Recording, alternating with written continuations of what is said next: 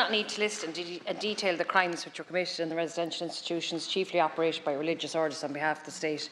We are unanimous in our condemnation of this abuse, and I am sure that in our belief that those abusers still alive should be punished to the full extent of the law, and the others which facilitated, covered up and denied the abuse should have to acknowledge their complicity and pay reparation to the victims and survivors of that abuse. A number of organisations whose members have been responsible for some of the most horrendous examples of abuse have deliberately and cynically put their assets beyond the reach of victims by transferring them from one body to another.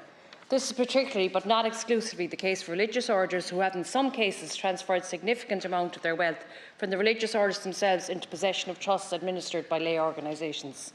This allows the orders themselves to claim poverty and avoid paying redress, should they become liable to pay redress. We became familiar with this kind of behaviour during the financial crash, when it was quite common to hear of developers going bust after first protecting their assets by transferring them to their wives. We cannot allow religious orders and others to use this developers' wives scam to evade risk restitution.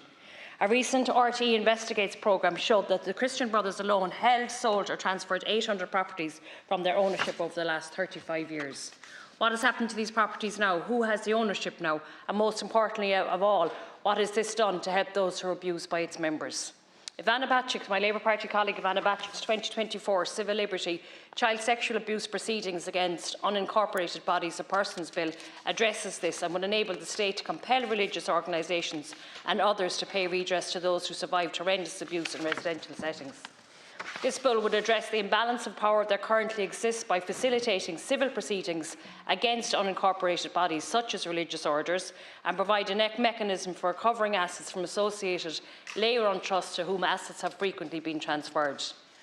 By supporting Deputy Bacik's bill, the Government could now show that they are serious about addressing historical abuse in residential settings and compel guilty organisations to take responsibility for their crimes.